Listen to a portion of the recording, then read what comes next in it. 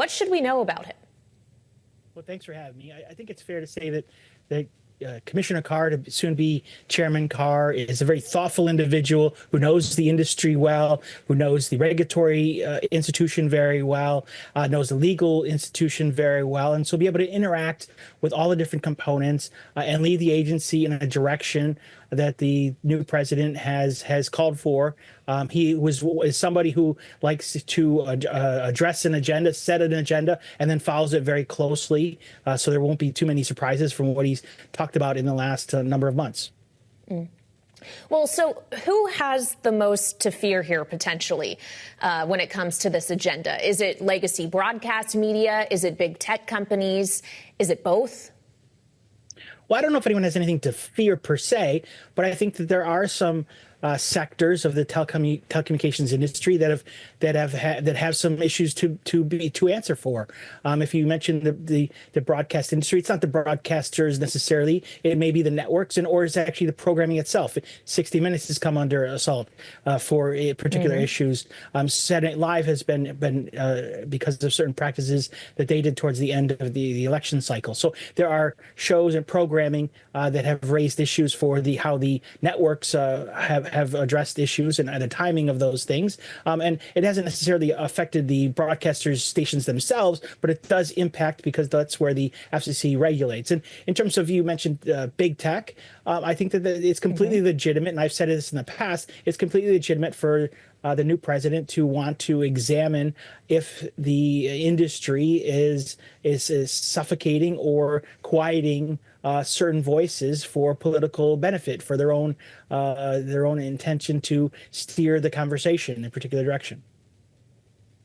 Well, and something else pertaining to social media companies, especially, we understand that Commissioner Carr, soon to be Chair Carr, supports changes to Section 230, which, of course, shields these companies from liability for what is happening on their platforms. What changes do you actually expect might come to Section 230 and that legal vulnerability potentially that could be opened?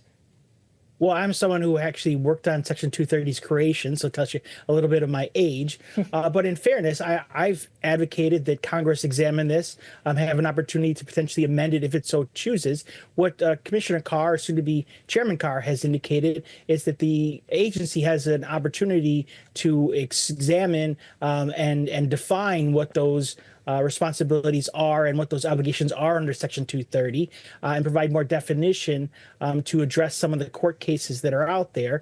And we'll get to see if whether where he lands on some of these issues, necessarily matches up with the agency's responsibility and authority under the law. But I do think that the Congress is going to explore these issues as they have in the last two Congresses or three Congresses, and will determine whether we should amend or keep the Section 230 as it is.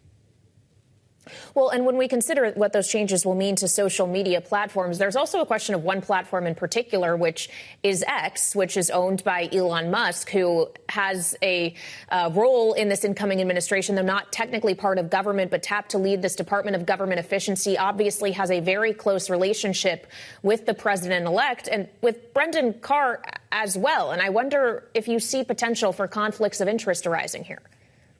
I don't necessarily see any conflicts of interest because the agency will treat any of his approaches or Mr. Musk's recommendations or thoughts as it normally does, and we'll consider them under proceedings and be thoughtfully considered going forward. He doesn't have any undue influence. What he's been able to do is bring a very innovative product forward and service that many Americans enjoy today, and that's his satellite fleet on the Starlink. So there are some things that he's able to do, and will have influence in that discussion. He certainly has a relationship with the president and with Commissioner Carr, but I don't find that too problematic, and don't think it won't be problematic for the regulatory process at the FCC. Well, I'm glad you raised Starlink, because that obviously has implications well beyond just telecommunications in the U.S. But when we consider the way in which information moves globally, and I do want to ask you a global question as well regarding telecommunications national security and adversaries like China, which obviously there is much concern about. How do you safeguard against Chinese interference potentially in telecommunication? Well, there is no mechanism to completely safeguard against interference or manipulation or nefarious means. That we have those issues no matter what sector we're talking about, and especially something so sensitive and so important as the telecommunications and tech industry. So there's no mechanism to completely safeguard. But the United States, has a number of agencies that work to provide assistance with the companies and provide assurances to make sure that those communications are as protected as possible. There are moments when we have adversaries, either from a country or from a nation state, that are doing nefarious purposes and trying to harm the United States, and that will continue to go on. And it's how do you best protect your network, while at the same time making sure the communications aren't stifled in the process. That's something that's an ongoing process for the agency and other parts of the U.S. government. Well, and this raises questions around mis and disinformation that can be propagated from adversaries, not just like China, but thinking about others like Russia and Iran that we saw active in the election cycle we all just experienced, Michael. And to come back to this notion of the idea that the government wants to look into whether censorship is happening on these platforms, how fine is that line between having control over what can appear and be able to control mis and disinformation without having these allegations of censorship also present?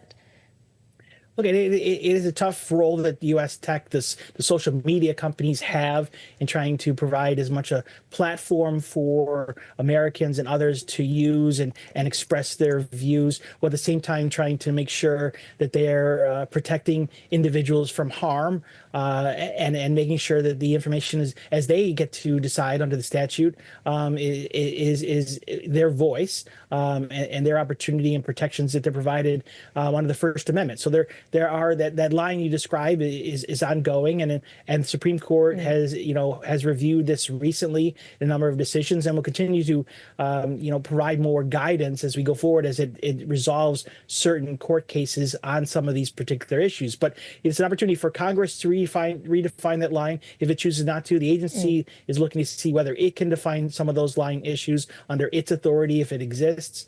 And then, how important is it to make sure that disinformation and misinformation, that's something that's been going on for an awful long time. It's not unique to social media.